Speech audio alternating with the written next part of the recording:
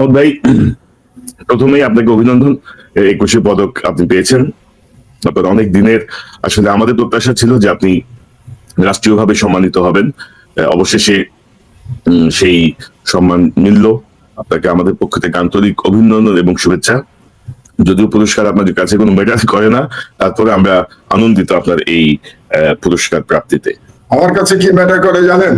এই যে আপনারা, মানে আমরা যারা লড়াই করেছি বিদেশ থেকে গত পুরো এক্সাইলের সময়টা, আপনারা যখন আমাকে ভালোবাসেন, আমাকে পছন্দ করেন, বাংলাদেশের জনগণ যখন আমার প্রতি তারা মমতা দেখায়, বিশ্ববিদ্যালয়ে ইয়াং ছেলেমেয়েরা যখন আমার বক্তৃতা শুনতে আসে, এটা আমার কাছে সর্বোত্তম পুরস্কার। আর রাষ্ট্রীয় পুরস্কার সবাই প্রশংসা পেতে ভালোবাসে মানুষ, সেই দিকে এটা একটা এক ধরনের রেকগনিশন।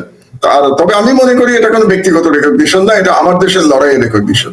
কাজেই এটা আমার দেশের পুরো পরিবারের সবারই অংশ আছে, কারণ সবাই সাফার করেছে, সবাই লড়াই করেছে। এবং পুরস্কারের ক্যাটাগরিতে যে সাংবাদিকতার সঙ্গে যে মানবাধিকার শব্দটিও লাগানো হয়েছে, এটাতে আমি মনে করি যে ওটা একটা বুদ্ধিমানের কাজ করছে আর কি। দুটো মিলিয়ে আপনার এই পদক। আশা করি আপনি আপনার কার্যক্রম অব্যাহত রাখবেন, অতীতে যেমন ছিল এখন আমরা দেখছি, ভবিষ্যতেও সেটি সেই ধারাই থাকবে। তো মাহমুদ ভাই, এই যেটি আমি বলছিলাম যে জাতিসংঘের যে রিপোর্ট, এই রিপোর্ট কিন্তু ধরেন শেখ হাসিনাকে আসলে একেবারে ধসিয়ে দিয়েছে। মানে এরপরে আসলে আওয়ামী লীগের বা হাসিনা পন্থীদের আর বলার কি বাকি আছে? আমি এটাই বুঝি না। আপনি যদি দেখেন 114 পাতার এই রিপোর্টে মানে তারা সকল কিছু প্রত্যেকটা বিষয় তারা তুলে ধরেছে এবং তারা বলছে যে তাদের কাছে সকল প্রমাণ আছে। বিচার যদি আন্তর্জাতিক মানের হয়, বিচার যদি স্ট্যান্ডার্ড জাজমেন্ট যদি শুরু হয়, তাহলে তারা সকল প্রমাণও তারা সামনে নিয়ে আসবে। জাতিসংঘের এই রিপোর্ট এবং হাসিনা এবং তার দলের রাজনৈতিক ভবিষ্যৎ, এই বিষয়টা নিয়ে আমরা একটু আপনার কাছ থেকে আপনার বিশ্লেষণটা শুনতে চাই। আসলে কনক, আমরা গত 5 বছর ধরে হাসিনার সরকার সম্পর্কে যেটা বলে আসছিলাম বাইরে থেকে, যেটা একটা ফ্যাসিস্ট সরকার, একটা বর্বর সরকার, এবং আমি তো সেই 2013 সাল থেকে এদেরকে ফ্যাসিবাদী সরকার বলেছি, সেটাই এই রিপোর্টের মাধ্যমে আরো প্রমাণিত হয়েছে। যদি এই রিপোর্টটি মূলত জুলাই বিপ্লবের গণহত্যার উপরে এই রিপোর্টটি পড়েছি, আমি পুরোটা রিপোর্টটি পড়েছি। তো এই রিপোর্টের মাধ্যমে আমি যেটা মনে করি যে হাসিনার রাজনৈতিক কবর হয়ে গেছে, তার রাজনৈতিকভাবে তাকে দাফন করা হয়ে গেছে, এবং রাজনৈতিকভাবে হাসিনার কিংবা হাসিনাপন্থী আওয়ামী লীগের ফিরে আসার আমি আর কোনো সুযোগ দেখি না বাংলাদেশে। যদিও মনে হচ্ছিল যেন হাসিনা কিছুদিন ধরে যেরকম বক্তৃতা করছিল এবং যে বক্তৃতা দেওয়ার সুযোগ তাকে ভারত সরকার করে দিচ্ছিল, তার মাধ্যমে মনে হচ্ছিল যে আওয়ামী লীগ আবার একটু চাঙ্গা হবার চেষ্টা করছে। তো দুটো ঘটনার মধ্যে দিয়ে আওয়ামী লীগের এই চাঙ্গা হওয়ার প্রচেষ্টা আমি মনে করি সম্পূর্ণভাবে পরাজিত হয়েছে। প্রথম ঘটনা ছিল যে তার বক্তৃতার সঙ্গে সঙ্গে সাধারণ জনগণ যেভাবে 32 নম্বরকে গুড়িয়ে দিয়েছে, কারণ 32 নম্বর গুড়িয়ে দেওয়ার মাধ্যমে তারা ফ্যাসিবাদের এক আইকন, আমি শুধু আইকন বলি না, আমি আমার লেখায় লিখেছি যে এটা অ্যাকচুয়ালি আওয়ামী লীগের জন্য একটা মন্দির বানানো হয়েছিল যেখানে শেখ মুজিবের পূজা করা হতো, এবং এই মন্দিরটা বানানো হয়েছিল ভারতীয় বয়ানকে শক্তিশালী করবার জন্য। তো সেই বয়ান এবং মন্দিরকে গুড়িয়ে দিয়েছে বাংলাদেশের জনগণ, এবং তার পরপরই আপনার এই রিপোর্টটি চলে এলো। এর মাধ্যমে, এর মধ্য দিয়ে যে হাসিনার যে গণহত্যা, হাসিনার যে মানবতা বিরোধী অপরাধ, সেগুলো প্রমাণিত হয়ে গেল। কাজে এইটা প্রমাণিত হওয়ার পরে শেখ হাসিনার বিচারে আমি মনে করি আর কোনো বাধা রইল না, প্রমাণের আর কোনো সমস্যা নাই বলেই আমি ধারণা করি। এবং শেখ হাসিনা এবং আর যাদেরকে বলা হয়েছে, যেমন বিশেষ করে শেখ হাসিনা এবং তার যে হোম মিনিস্টার ছিল আসাদুজ্জামান কামালের কথা বলা হয়েছে, কাজেই এবং তার যে একটা প্যারালাল বাহিনী ছিল যারা এই গণহত্যা চালিয়েছে হাসিনার সরাসরি নির্দেশে, তাদের বিচার দ্রুত হয়ে যাওয়া উচিত, এবং এটা খুব বেশি কালক্ষেপণের আর প্রয়োজন আছে বলে আমি মনে করি না। আমি আশা করব যে আদালত যেটা গঠিত হয়েছে সেখানে খুব শিগগিরই এটার বিচার শেষ হয়ে যাবে, এবং হাসিনার বাংলাদেশের আইনে যেটা সর্বোচ্চ সাজা আছে সেই সাজাই হওয়া উচিত বলে আমি মনে করি এই রিপোর্ট থেকে। যদিও আমি লয়ার নই, কাজেই লয়াররা তাদের যুক্তি তর্ক বলবেন এবং বিচারপতিরা তার রায় দেবেন, কিন্তু আমার কাছে একটা শব্দ আছে, লিগালটা প্রাইমা ফেসি। তো প্রাইমা ফেসি আমার মনে হয়েছে যে এই অপরাধে তার সর্বোচ্চ শাস্তি হওয়া উচিত, বাংলাদেশের আইনে যেটা আছে সেই আইন অনুযায়ী তার সর্বোচ্চ শাস্তি হওয়া উচিত। সুতরাং হাসিনার রাজনীতি বাংলাদেশে শেষ বলেই আমি মনে করি, তা সমাপ্ত হয়ে গেছে। কিন্তু বড় কথা হলো যে ভারতীয় যে হেজেমনি তাই সেটা কি সমাপ্ত হয়েছে? সেটা সমাপ্ত হয় নাই। এটা আমাদের বুঝে নিতে হবে যে ভারত হাসিনাকে নিয়ে খেলছিল, হাসিনাকে ব্যবহার করছিল, এবং হাসিনার মাধ্যমে ভারত তার যে উপনিবেশ বাংলাদেশে তৈরি করেছিল সেই উপনিবেশটা হারাতে চাচ্ছিল না ভারত। এবং তারা মনে করছিল যে হাসিনার মাধ্যমে একটা বিশৃঙ্খলা তৈরি করবে, ইউনূস সরকারকে ফেলে দেবে, এমন একটা সামাজিক অস্থিরতা তৈরি হবে যে এখানে ১/১১ মতো একটা সরকার চলে আসবে। এটাই কিন্তু ভারতের প্রত্যাশা ছিল। এটা আমাদের সবাইকে বুঝতে হবে। ভারত কখনো মনে করে নাই যে হাসিনা আবার ক্ষমতায় ফিরে আসবে। ভারতের ইচ্ছাটা ছিল ১/১১-২, মানে ১/১১ যদি আমরা ফিরে যাই তো ১/১১ সরকারের আসলে এটা একটা ভারতপন্থী সরকার ছিল। দুর্ভাগ্যবশত বাংলাদেশের সেনাবাহিনী ওই সরকারকে তৈরি করেছিল। তার মানে ওই সরকারের পিছনে মঈন ফখরুদ্দিনরা ছিল, মঈন মাসুদরা ছিল, যারা ভারতীয় চর ছিল। যদিও মঈন সেনাবাহিনী প্রধান ছিল, মাসুদ 9 ডিভিশনের চিফ ছিল, কিন্তু তারা ভারতীয় এজেন্টের আচরণ করেছে। এবং ওই সরকার 2 বছর ধরে ভারতীয় স্বার্থ রক্ষা করেছিল, আপনার নিশ্চয়ই মনে আছে। এবং ওই সরকারের যে মেকানিজম, তার মাধ্যমেই কিন্তু শেখ হাসিনা 2008 সালের ডিসেম্বরের এক ধরনের সাজানো নির্বাচনে বিপুল বিজয় নিয়ে হাসিনা সরকারে এসেছিল। এবং এটার পিছনে সরাসরি কাজ করেছিল ডিজিএফআই এবং ভারত সরকার বা ভারতের ডিপ স্টেট। তাদের মাধ্যমে হাসিনাকে ভূমিধস বিজয় দেয়া হয়েছিল সেই সময়। তো এখন ইন্ডিয়া জানে যে Hasina is now past tense, অতীত হয়ে গেছে, কিন্তু তাদের ইচ্ছা আবার ওই রকম একটা যদি মিলিটারি ব্যাকড ১/১১-২ সরকার করা যায়, যারা আসলে ভারতীয় স্বার্থ সংরক্ষণ করবে। এই চেষ্টাটাই গত 6 মাস ধরে তারা করে এসছে। তো আমি ধন্যবাদ জানাই জাতিসংঘকে যে এই রিপোর্টের মাধ্যমে হাসিনাকে ব্যবহার করে যে ১/১১-২ সরকার করার যে ষড়যন্ত্র ভারত করছিল সেটা পরাভূত হয়েছে। এবং এটার জন্য পুরো কৃতিত্ব জাতিসংঘের। এবং এখানে যারা মানবাধিকার নিয়ে কাজ করেছে তাদেরকে আপনার কৃতিত্ব দিতে হবে। আপনারা কাজ করেছেন বাইরে থেকে, আপনি করেছেন, পিনাকি করেছে, ইলিয়াস করেছে, এরা সবাই কিন্তু জানিয়েছে। ইউএনকে আমরা সবসময় জানিয়েছি, আপনারা জানিয়েছেন আপনাদের তরফ থেকে, আমি জানিয়েছি আমার মতো করে। কাজে ইউএনকে আগেই বলা হয়েছিল যে বাংলাদেশে কি হতে যাচ্ছে। ইউএন জানতো হাসিনার ক্যারেক্টারটা কি। বাংলাদেশ থেকে যেমন ধরুন একচেটিয়া অধিকার কাজ করেছে, মায়ের ডাক কাজ করেছে, এদের কাজ করার মাধ্যমে ইউএনের মোটামুটি ধারণা হয়ে গেছিল হাসিনা সরকার সম্পর্কে। এবং এই গণহত্যা হওয়ার পরে যখন ফ্যাক্ট ফাইন্ডিং মিশন আসলো বাংলাদেশে, আপনি জানেন এটা ইউনূস সরকারের আমন্ত্রণে এসেছিল ফ্যাক্ট ফাইন্ডিং মিশন, এবং তারা এসে সবার ইন্টারভিউ নিয়েছে, আলামত সংগ্রহ করেছে, করার পরে এই বিশাল রিপোর্ট তারা তৈরি করেছে। এবং এই বিশাল ইটস অ্যান ইনডাক্টমেন্ট, যে একেবারে হাসিনার বিরুদ্ধে সমস্ত অপরাধের একটা দলিল হিসেবে জাতিসংঘ করেছে। এবং বাংলাদেশের ইতিহাসে আজ পর্যন্ত এই ধরনের কোন শাসকের ব্যাপারে এই ধরনের কোন দলিল জাতিসংঘ করে নাই।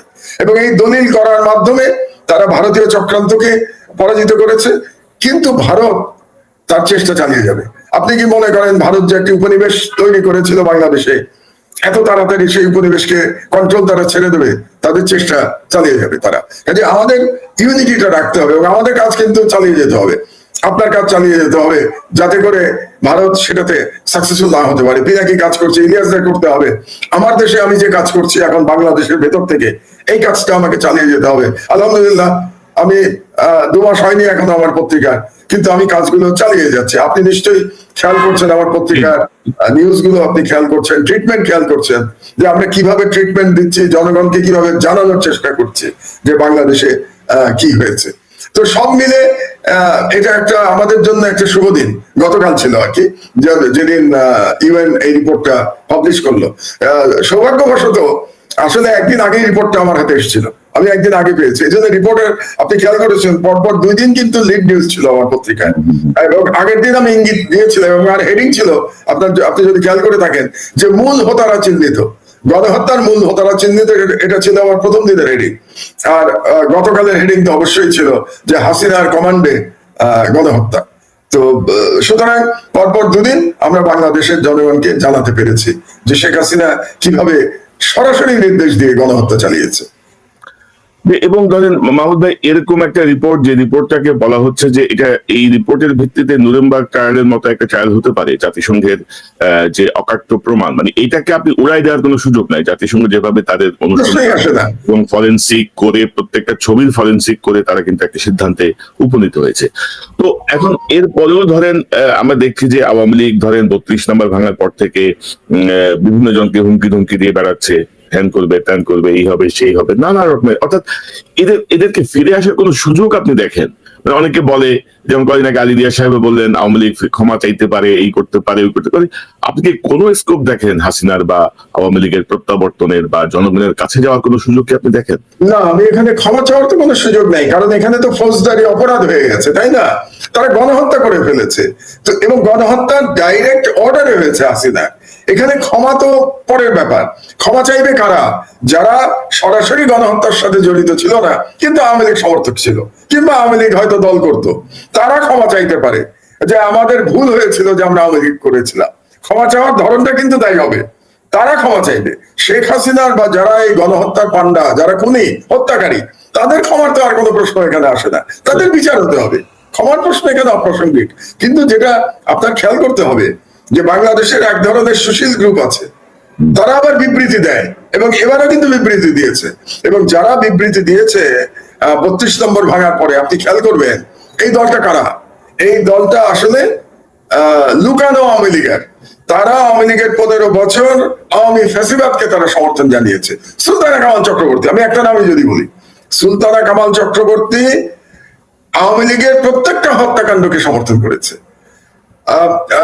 শাপলা চত্বরে যে হত্যাকাণ্ড হয়েছিল সেটাকে সমর্থন করেছে। এবং আওয়ামী লীগের বিরুদ্ধে আপনি, আমি, কিংবা অধিকার, আদিলুর রহমান খান, তিনি যখন রিপোর্ট করছিলেন বাংলাদেশ থেকে, এখন উপদেষ্টা আদিলুর রহমান খান, তিনি যখন জীবনের ঝুঁকি নিয়ে রিপোর্ট করছিলেন যে বাংলাদেশে কিরকম ভাবে মানবাধিকার হরণ হচ্ছে, তার বিরুদ্ধে সুলতানা কামাল চক্রবর্তী ভারতীয় পত্র পত্রিকায় সাক্ষাৎকার দিয়ে বলতো যে আদিলুর রহমান খানের কথা আপনারা বিশ্বাস করবেন না। আদিলুর রহমান খান বিএনপি আমলে কিছুদিন ডেপুটি অ্যাটর্নি জেনারেল ছিল। যেহেতু সে ডেপুটি অ্যাটর্নি জেনারেল ছিল 2001 থেকে 2006 এর মধ্যে, আমার মনে হয় বছর দুয়েক Adilur Rahman Khan deputy attorney general ছিলেন। এই কারণে সুলতানা কামাল চক্রবর্তী বলতে চাইতেন যে আদিলুর রহমান খানের কথা হচ্ছে প্রপাগান্ডা, বাংলাদেশে কোনো হিউম্যান রাইটস ভায়োলেশন হচ্ছে না। অথচ সুলতানা কামাল চক্রবর্তী নিজেকে মানবাধিকার কর্মী দাবি করেন। তো আমি একটা এক্সাম্পল দিয়ে আপনাকে দেখালাম যে এই যে গ্রুপটা, যারা বেসিক্যালি আওয়ামী লীগের এবং কট্টর ভারতপন্থী এবং ভয়ানক ভাবে ইসলাম বিদ্বেষী, তারা কিন্তু তাদের কর্মকাণ্ড অব্যাহত রাখবে এবং তারা চেষ্টা করবে আওয়ামী লীগকে পুনর্বাসন, এবং আওয়ামী লীগ পুনর্বাসনের সঙ্গে সঙ্গে তারা কিন্তু ভারতীয় যে হেজিমনি, সেটাকে আবার বাংলাদেশে প্রবেশ করাতে চাইবে। তো সেটার ব্যাপারে আমাদের সতর্ক থাকতে হবে, জনগণকে সতর্ক থাকতে হবে এবং এদেরকে চিহ্নিত করতে হবে। আমরা তো এবার হত্যাকারীদের চিহ্নিত করলাম, কিন্তু হত্যাকারীদের যারা সমর্থক ছিল 15 বছর ধরে, যারা এই ফ্যাসিবাদকে গড়ে উঠতে সহায়তা করেছে, সিভিল সোসাইটি বলেন, মিডিয়া বলেন, জুডিশিয়ারি বলেন, কি বলে ব্যুরোক্রেসি বলেন, তাদের সবাইকে চিহ্নিত করতে হবে যে কারা 15 বছর ধরে এমন একটা ভয়ঙ্কর ফ্যাসিবাদ তৈরি হতে দিয়েছে বাংলাদেশে তাদের সমর্থনের কারণে, এবং তারা এই গণহত্যাকে সমর্থন করেছে। আপনার মনে আছে যখন গণহত্যা চলছে, মানে জুলাই মাসে যখন শুরু হয়েছে গণহত্যা এবং অব্যাহত ভাবে চলছে, তখনও কিন্তু এই গোষ্ঠী আওয়ামী লীগকে সমর্থন করেছে। কাজে এদেরকেও আপনার চিহ্নিত করা দরকার, সামাজিক ভাবে এদের এক ধরনের সাজা হওয়া দরকার সামাজিক ভাবে। এবং মাহমুদ ভাই, 32 নম্বর ভাঙার পরে যে বিবৃতি বা যে কান্নাকাটি, মানবাধিকার রিপোর্টের পরে, জাতিসংঘের এই রিপোর্টের পরে কিন্তু আমরা কোনো সুশীলকে ওইভাবে দেখছি না, বা এটাকে সমর্থন করে বা আওয়ামী লীগের প্রতি নিন্দা জানিয়ে বা মানবাধিকারের ব্যাপারে সোচ্চার হয়ে কোনো কথা বলতে আমি এখনো দেখিনি। আপনি দেখেছেন কিনা আমি এখন পর্যন্ত তাদের কোনো সারা শব্দ নাই। এবং যারা 32 নম্বর ভাঙা নিয়ে এত কান্নাকাটি করলো, আমরা যদি একটু অতীতে ফিরে যাই, যখন বেগম খালেদা জিয়ার বাড়ি, যেটা জিয়াউর রহমান প্রেসিডেন্ট জিয়ার বাড়ি ছিল ক্যান্টনমেন্টে, সেই বাড়ি যখন ভেঙে গুড়িয়ে দেওয়া হলো, এবং সেই বাড়িতে গুড়িয়ে দিল, এবং এটা একটা লিগ্যাল বাড়ি ছিল খালেদা জিয়ার, তখন এই শ্রেণীকে কিন্তু আমরা একটা শব্দ উচ্চারণ করতে দেখি নাই। এবং আপনার আরেকটা মনে আছে কিনা যে পার্লামেন্টে, তথাকথিত পার্লামেন্ট, যেটা একটা ভুয়া পার্লামেন্ট ছিল 15 বছর ধরে, সেই পার্লামেন্টে আওয়ামী লীগের নেতারা অবিরত হুমকি দিত যে জিয়াউর রহমানের মাজারও ঘুরিয়ে দেবে। আপনার কি মনে আছে যে জিয়াউর রহমানের মাজার এখান থেকে লাশ উঠিয়ে নিয়ে তারা ইয়েতে নিয়ে যাবে, বগুড়ায় নিয়ে যাবে? এই হুমকি কিন্তু প্রতিনিয়ত দেওয়া হতো। তখনও এদের মুখে আমরা কখনো প্রতিবাদ শুনি নাই। কাজেই এদের এই প্রতিবাদটা আসলে আর কিছু না, এই প্রতিবাদটা হচ্ছে আওয়ামী লীগকে পুনর্বাসন করার জন্য। কারণ এরা আওয়ামী লীগের একটা অংশ, এই সুশীল শ্রেণী, এই সাংবাদিক শ্রেণী, এবং এরা আওয়ামী লীগকে সমর্থন করে এসছে, এবং এরা বেসিক্যালি দুর্নীতিবাজও। এরা যে শুধু মানে ফ্যাসিবাদের সমর্থক তাই না, এরা কিন্তু করাপ্ট সব, এই সাংবাদিকরাও সব করাপ্ট। এটা আমাদের মনে রাখতে হবে। ইতিমধ্যে যেসব তথ্য আসছে ওই প্রসঙ্গে আমরা যাবো মাহমুদ ভাই। জি, আরেকটি গুরুত্বপূর্ণ বিষয় আমি একটু বলতে চাই। ধরেন এই অন্তর্বর্তীকালীন সরকারের এখন পর্যন্ত ধরেন মৃতের সংখ্যা নিয়েও কিন্তু ধরেন আমরা চূড়ান্ত কোনো ফিগার পাই নাই। জাতিসংঘ বলছে 1400 জন, এখন ডেফিনেটলি তারা 1400 জনকে হত্যার কথা বলছে। তার মধ্যে 13% হচ্ছে শিশু, মানে যাদের বয়স 18 বছরের নিচে। তো পাশাপাশি রিপোর্টে আরেকটা বিষয় এসছে যে আমাদের রাজনৈতিক দল জামাতে ইসলামী এবং ছাত্র শিবির তাদেরকে রেসপন্ড করে নাই প্রপারলি, আর্মি থেকেও রেসপন্ড করা হয়নি, আর্মি বা ডিজিএফআই থেকেও এই অনুসন্ধানে প্রপারলি রেসপন্ড করা হয়নি। এই বিষয়টা কি, কেন, কিভাবে, কি মনে করেন আপনি? এটা কি ভয়ে, কি অনুরাগে, কি? আমি জানি না। আর্মির দিক থেকে এক ধরনের হয়তো তাদের অপরাধ বোধ কাজ করেছে সেনাবাহিনী, কারণ এই রিপোর্টে পরিষ্কার বলা হয়েছে যে সেনাবাহিনী থেকেও গুলি করা হয়েছে, এই রিপোর্টের মধ্যে আছে। কিন্তু তার মানে সেনাবাহিনীও দায় মুক্তি পাচ্ছে না। এবং এখন সেনাবাহিনীর যারা কমান্ডার বা আর্মি চিফ জেনারেল ওয়াকার, তাদের দায়িত্ব হচ্ছে এখন যে কারা গুলি চালিয়েছে তাদেরকে চিহ্নিত করা। যেমন আমার কাছে একটা খবর আছে যে যখন জুনিয়র অফিসাররা বাধ্য করলো সিনিয়রদের এই ঘোষণা দিতে যে ছাত্রদের উপরে আর গুলি চালানো হবে না, এটা সম্ভবত 2 কিংবা 3 তারিখে, আগস্টের 2 বা 3 তারিখে জুনিয়র অফিসাররা বাধ্য করলো। এখানেও কিন্তু সিনিয়রদের কোনো ক্রেডিট নাই। জুনিয়ররা বললো আমরা আর গুলি চালাতে পারবো না আমাদের ভাই বোনের উপরে, আমাদের সন্তানের উপরে। কিন্তু তারপরেও কোন কোন কমান্ডাররা এই ডাইরেকশন যেটা ছিল আর্মি চিফের, যার গুলি চলবে না, এটাকে প্রত্যাখ্যান করে তারা গুলি চালিয়েছে। এবং তার মধ্যে একজন ব্রিগেডিয়ারও ছিল, যার টেলিভিশনে যার সাক্ষাৎকার প্রচারিত হয়েছিল ওই সময়, এবং তিনি খুব অহমিকার সাথে বলেছেন যে আমরা সব ঠান্ডা করে দিচ্ছি, আমরা এই আন্দোলন আমরা থামিয়ে দেব। তো যারা 3 তারিখের সেই ঘোষণার পরেও, সেনাপ্রধানের ঘোষণার পরেও যে আর গুলি চালানো হবে না সাধারণ জনগণের উপরে বা বিক্ষোভকারীদের উপরে বা ছাত্র জনতার উপরে, যারা গুলি চালিয়েছে তাদেরকে তো এখন আইনের আওতায় আনতে হবে। হয় সেনাবাহিনী নিজে কোর্ট মার্শাল করবে, অথবা তারা পুলিশের হাতে তুলে দেবে এদের বিচারের জন্য। তো আপনি যে প্রশ্নটা করলেন যে সেনাবাহিনী কেন নীরব থেকেছে, তাদের মধ্যে একটা অপরাধ বোধ ছিল, এবং এই অপরাধ বোধ তারা ঢাকতে চেয়েছে। কারণ এই সেনাবাহিনী তো আয়নাঘর তৈরি করেছিল, আমাদের ভুললে চলবে না। তো এই সেনাবাহিনী আয়নাঘরের স্রষ্টা ছিল। আর জামাতের প্রশ্ন বিভ্রান্তিকর, জামাত কেন রেসপন্ড করলো না? এটা জামাতের কিছু কিছু রাজনীতি কনফিউজিং এবং ভুল বার্তা দিচ্ছে। যেমন ধরুন জামাতের আমির ডক্টর শফিক কিছুদিন আগে লন্ডনে গিয়ে একটা সভায় বোধহয় বলেছিলেন যে আমাদের সবসময় ফ্যাসিবাদ এটা বলা উচিত না, প্রতিদিন ফ্যাসিস্ট বলা উচিত না, মানে সমাজে একটা তাতে এক ধরনের ঘৃণা তৈরি হবে। মানে উনি খুব ভালো ভালো কথা বলার চেষ্টা করছিলেন। তো এই সমস্ত কথার মাধ্যমে আসলে জামাতের আমির কি আওয়ামী লীগের ভোট পেতে চাচ্ছেন? আমি জানি না এটা কি কারণে তিনি এটা করেছেন, কিংবা তিনি কি ভারতকে খুশি করতে চাচ্ছেন।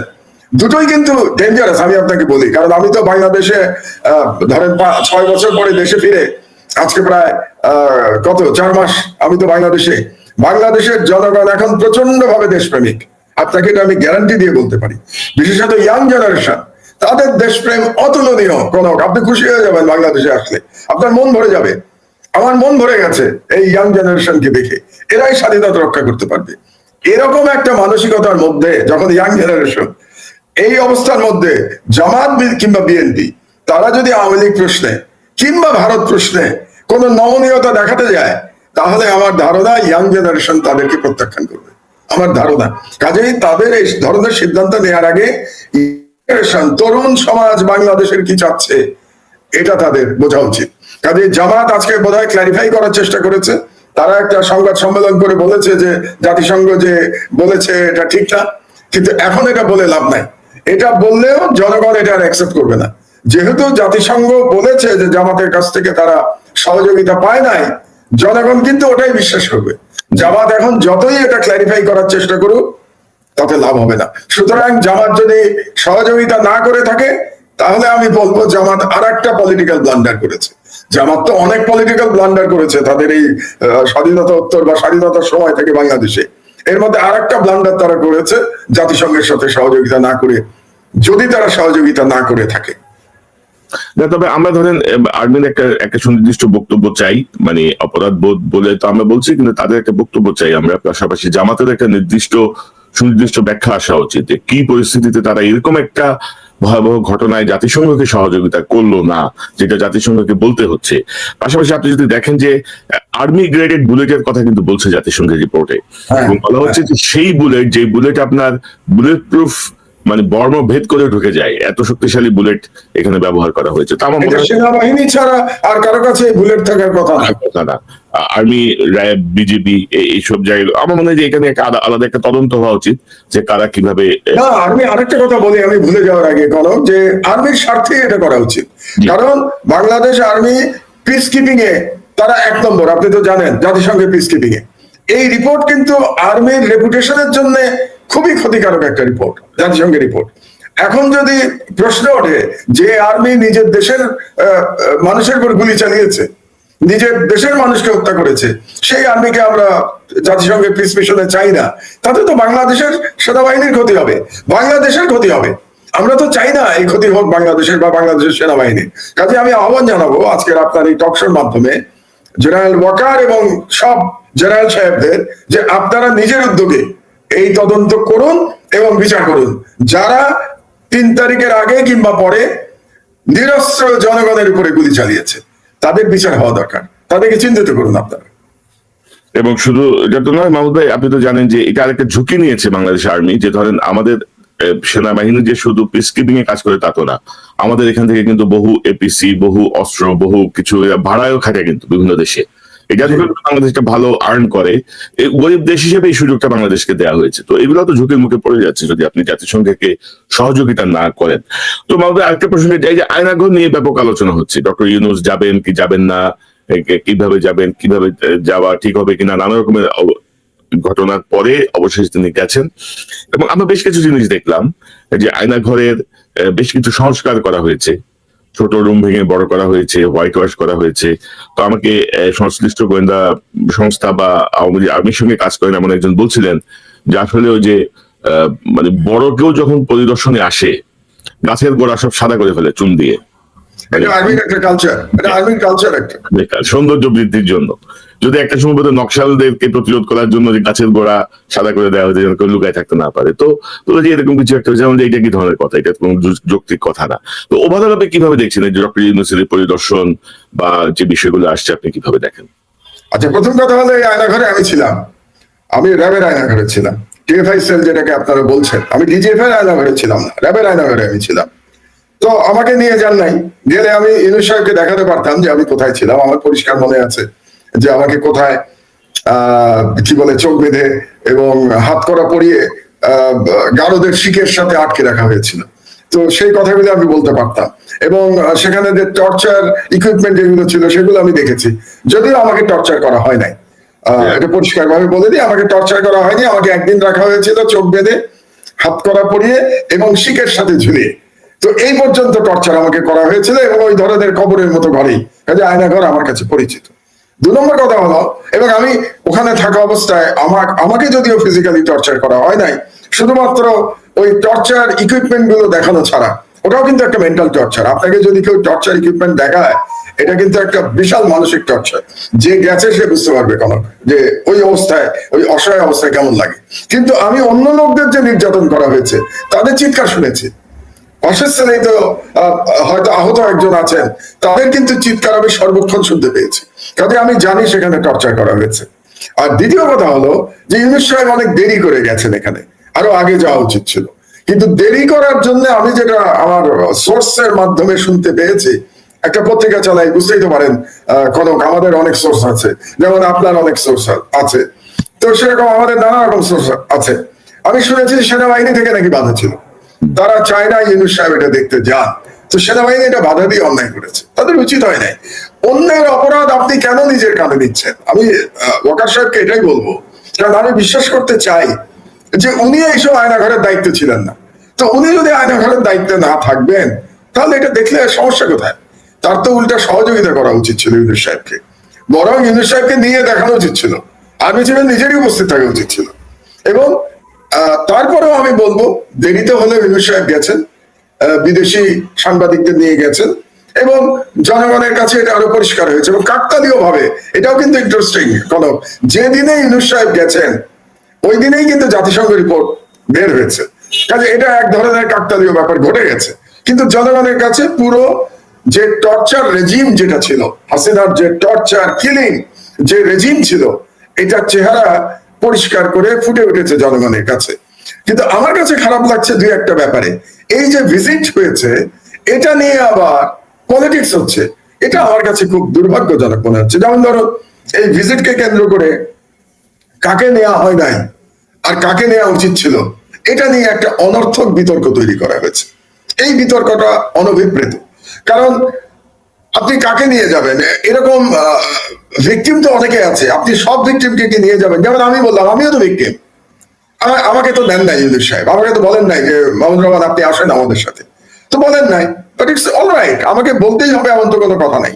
তারপরে ভিকটিমের ফ্যামিলি নিয়ে কথা উঠছে, তো ভিকটিমের ফ্যামিলি নিয়ে যদি কথা ওঠে, কোনো ভিকটিমের ফ্যামিলি তো অনেক, আমরা তো জানি মিনিমাম 600 মানুষ গুম হয়ে গেছে এবং আরো হয়তো আরো কয়েক হাজার এই আয়নাঘরে বন্দী ছিল। তো ফ্যামিলি নিতে গেলে তো আপনাকে হাজার হাজার লোক নিয়ে যেতে হবে। এবং এই কারণে একটা দাবি উঠতে শুরু করেছে যে আদিলুর রহমান খানকে পদত্যাগ করতে হবে। খুব দুর্ভাগ্যজনক, কারণ এই আদিলুর রহমান খান বাংলাদেশে সব থেকে বেশি মানবাধিকারের জন্য লড়াই করেছে। এই আদিলুর রহমান খান সেনাবাহিনীর মানে ডিজিএফ এর ভয় না পেয়ে এই আয়নাঘর এবং টর্চার দুনিয়ার সামনে তুলে ধরেছে দিনের পর দিন। এবং পুরো উপদেষ্টা পরিষদে যদি ব্যক্তিগতভাবে কেউ ভিকটিম হয়ে থাকে তাহলে সেটা আদিলুর রহমান খান।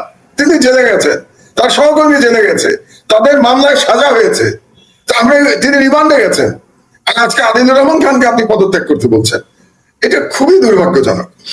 আজকে দাবি ওঠা উচিত ছিল সবার পক্ষ থেকে যে আয়নাঘর যারা বানিয়েছে তাদের সাজা দিতে হবে, তাই না? আর্মির মধ্যে যারা আয়নাঘর বানিয়েছে তাদেরকে চিহ্নিত করতে হবে, পুলিশের মধ্যে যারা আয়নাঘরে নিয়ে মানুষ খুন করেছে তাদেরকে চিহ্নিত করতে হবে, তাদের বিচার হতে হবে। তা না করে আমরা যে বিতর্ক তৈরি শুরু করেছি যে কে গেল আর কে গেল না, এতে করে আমাদের লড়াইটা দুর্বল হচ্ছে।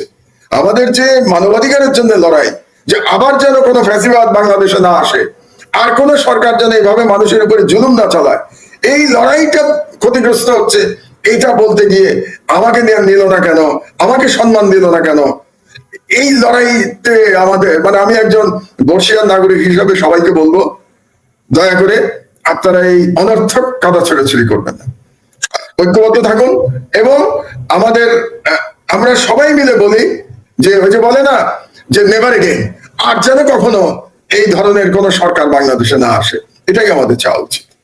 তবে মাহমুদ ভাই, আপনি যেটি বলছিলেন যে অন্যের অপরাধের দায় কেন আর্মি আসলে ঢাকতে চাচ্ছে বা নিতে চাচ্ছে, এখন তো ধরেন তদন্ত আরেকটা হওয়া উচিত যে কারা এই ছোট ছোট রুম ভেঙে বড় করলো, কারা এটাকে হোয়াইট ওয়াশ করলো, এটাও আইডেন্টিফাই করা দরকার, কারা আলামত নষ্ট করলো। মানে ধরেন যে সেনাবাহিনীতে যারা চাকরি করে তারা কি জানে না যে আলামত কত গুরুত্বপূর্ণ? তাদেরকে তো এগুলো সব পড়ানো হয়, তাদের ট্রেনিং এর মধ্যেই এগুলো থাকে। এবং ধরেন সেনাবাহিনীর সম্মান যেটি গেছে গত 2009-এর 1/11 থেকে এই হাসিনার পুরো রেজিমে আর্মিকে যেভাবে মেলাইন করা হয়েছে, মানে কি বলবো, মানে জনগণের বিপক্ষে অসম্মানের জায়গায় নিয়ে যাওয়া হয়েছে, সেটি রিগেইন করার জন্য আসলে এটা একটা খুব ভালো সময় আর কি। মানে 10-15 জন সেনা কর্মকর্তাকে রক্ষা করতে যে পুরো সেনাবাহিনীর উপরে দায় চাপিয়ে আমার মনে হয় যে এটা ঠিক হচ্ছে না আর কি। মানে একেবারেই ঠিক। আমার কাছে অদ্ভুত যুক্তি মনে হচ্ছে গণ, কারণ যখন শেখ হাসিনার আমলে দুই জেনারেলকে ধরে নিয়ে যাওয়া হলো কেন? তথাকথিত 10 ট্রাক অস্ত্র মামলায়, এবং দুজন জেনারেলকে নিয়ে তারা কিন্তু রাষ্ট্রীয় দায়িত্ব পালন করেছিল, তারা কিন্তু। আসসালামু আলাইকুম প্রিয় দর্শক, কথা বললেন আমাদের সবার পরিচিত প্রিয় মুখ মাহমুদুর রহমান, উপস্থাপনা করলেন আমাদের সবার পরিচিত সাংবাদিক প্রিয় মুখ ভালোবাসার মানুষ ডক্টর কনক সরোয়ার। প্রিয় দর্শক, বর্তমান বাংলাদেশের যে পরিস্থিতি সেই পরিস্থিতি নিয়ে আলোচনা করলেন, সেই সাথে ডক্টর মাহমুদুর রহমান আমার দেশ পত্রিকার সম্পাদক এবং মজলুম সাংবাদিক মাহমুদুর রহমান তিনি যেভাবে দেশকে নিয়ে ভাবেন এবং দেশকে নিয়ে চিন্তা করেন, এরকম লোক খুঁজে পাওয়া খুবই কঠিন। প্রথমে আমি দাবি জানাচ্ছি তিনি বাংলাদেশের একটি গুরুত্বপূর্ণ পদে বসুক, হয় প্রধানমন্ত্রী না হয় রাষ্ট্রপতি হোক। প্রিয় দর্শক, এই দাবি শুধু আমার না, বাংলাদেশের সকল মানুষের এই দাবি যে দেশপ্রেমিক মাহমুদুর রহমানকে যে কোনো উপায়ে দেশের একটি ভালো অবস্থানে তাকে বসানো হোক, তিনি যেন তার আদর্শ দিয়ে দেশকে শাসন করতে পারে। প্রিয় দর্শক, আপনাদের মূল্যবান মতামত কমেন্টে জানাবেন। সবাই ভালো থাকবেন, সুস্থ থাকবেন। ভিডিওটি শেষ করছি। আসসালামু আলাইকুম।